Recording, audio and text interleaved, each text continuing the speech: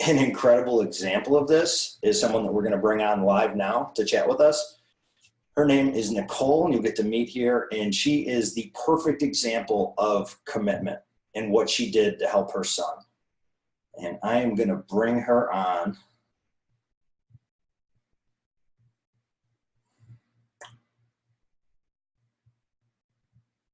All right, Nicole, can you start up your video?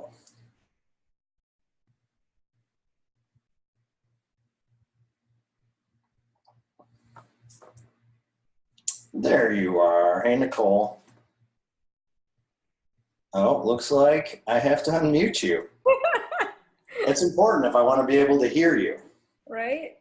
Heck yeah. All right.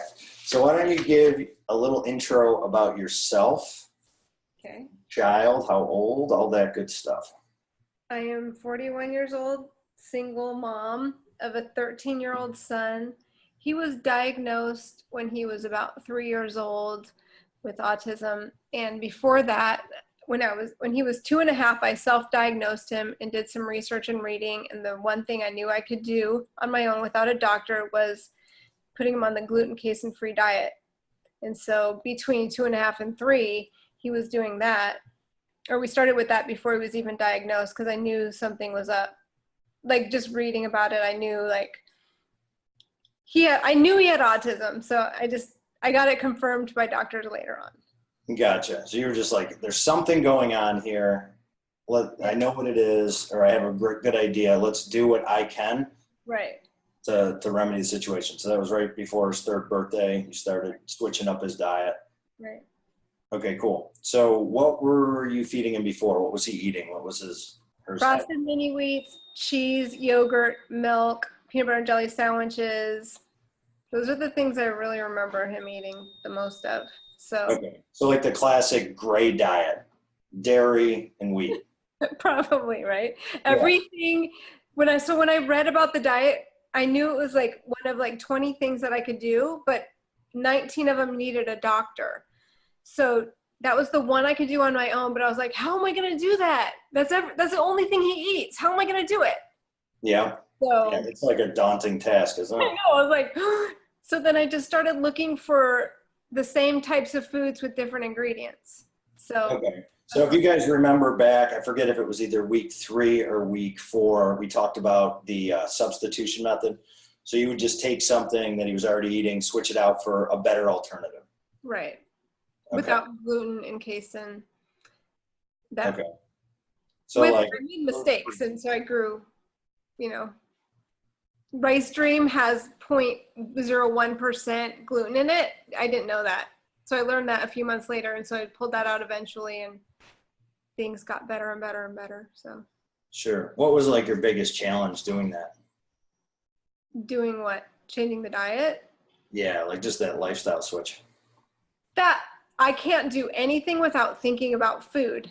Like, if we go to church, if he goes to school, if we go anywhere, I have to think about what's he going to eat. So I have to plan and bring stuff for him. So, and it's a lot different now too, because 10 years ago, it was way different because grocery stores didn't even carry organic foods really. Like you had to go to Whole Foods and things like that. Totally. So it was a huge change and not the easiest task to do. And I think it's way easier now. But that diet evolved for me because I ended up pulling out corn and soy as well, and then all starch and all sugar, which I don't say do that because it's super extreme. I do recommend it, but I know it's like a really big ask of parents. Yeah, well, that's like what we talked about throughout the course is, those things cause inflammation. So if you remove the things that cause inflammation and things that cause issues in the gut, then our children can begin to heal. So you started implementing.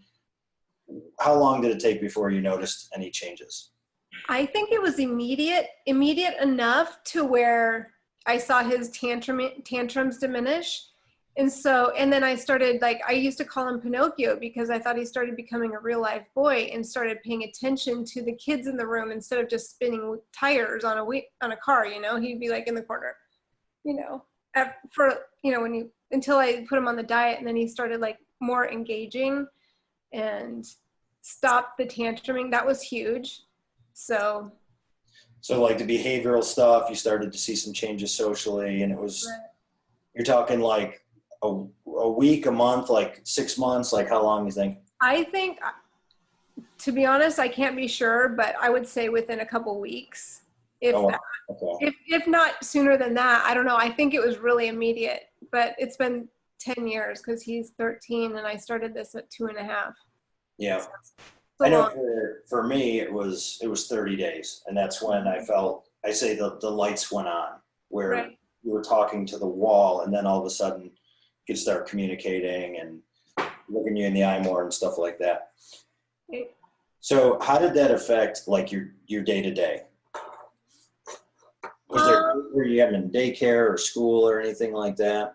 He went into what's called, in Florida they have child find, and so they put him in like a VPK kind of thing for like 3-year-olds that have special needs. Yeah. So he started going to school at 3 years old.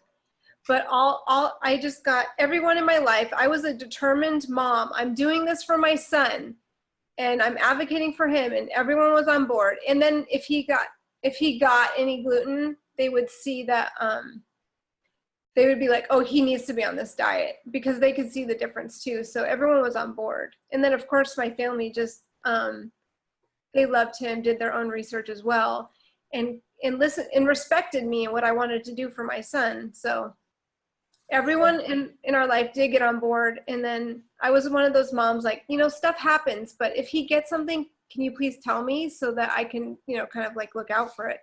So And understand what's going on. Exactly. So there was a couple times, like in at the nursery at church, he got some Cheerios, and then this one time he got a graham cracker. I could not stop him if I wanted to. I couldn't stop him.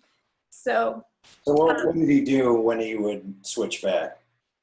So I remember after the Cheerios, I took him to Publix to go grocery shopping, and he didn't know if he wanted to push the cart or me to push the cart. And it was just like horrible. Total tantrum meltdown in Publix. Like, not, totally All the fun stuff. fun stuff. Did you try anything else besides, I know that like this particular plan with, wasn't around, but I know that you were committed. So what else did you try? I think when he was 3, maybe 3.5, I got him into a Dan doctor, and she recommended all kinds of like supplements, and we did a hyperbaric oxygen therapy study. So I did that. I've taken him to Panama to get stem cells. I've taken him to get acupuncture with the light. I've taken him to functional medicine doctors. I take him to the chiropractor. He gets functional neurology. Like, I've done a lot. Okay. Wow. Traveled around the world. Right. So with all of that, like, what do you see has had the biggest impact on him and on your guys' life? When people ask me this, you're not the only one, but when they do, this diet is number one. This is the one thing I would not change. I think it has impacted him the most, and it's been worth it. I'll say at times it's been torturous, and just like, you gotta, not torture, that's extreme, but like, extreme, yeah. It takes planning and commitment and, advocating for your child. And so, but it has been so worth it, to the point where he was like, I would say, oh, that hurts your tummy. That hurts your tummy. So I do believe it actually did hurt his tummy. And so then he regulated his own diet. So that made it kind of easy. After a while, it wasn't immediate because he was like so young, but he regulated his own diet. He'd be like, oh, I can't have that. I can't have that. I can't have that. If people would say, hey, do you want this? Oh, I can't have that. To where I would have probably said okay to some of the stuff he said no to. Yeah. But I was proud of him because he took his own healing into his own hands. So I have noticed that about him, and of course I'm a proud mom for that. Yeah, of course. That's really cool. And I had that same experience too, where people would offer him something, be like, no, thank you. That's not good for my belly. Right. Stuff like that. So that's good. So you've obviously been through a 10-year journey. What advice would you give to parents who are just starting out on this? The first thing, do the gluten casein-free diet. Start there. Start to see, he's in the background making all kinds of noise, sorry. But start with the diet. That is number one. Like, on all my list of everything I've done, flying to Panama for stem cells, acupuncture, hyperbaric oxygen therapy, that will be number two, but diet is number one all the way. Okay. And yeah. Cool. I'll add supplements to that as well. I did supplements, well, he did for the first probably 4 or 5 years.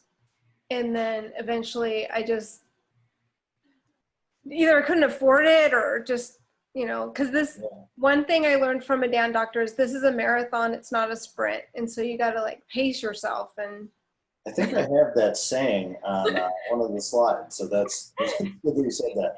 oh, perfect, right? Yeah. Okay, cool. Now, can you stick around and people can ask you questions in a little bit? Sure. Cool. Well, thank you so much. I very much appreciate you getting on here and sharing your story and everything else. Absolutely. Everybody on, can you give Nicole a little virtual clap and send her some virtual love as well?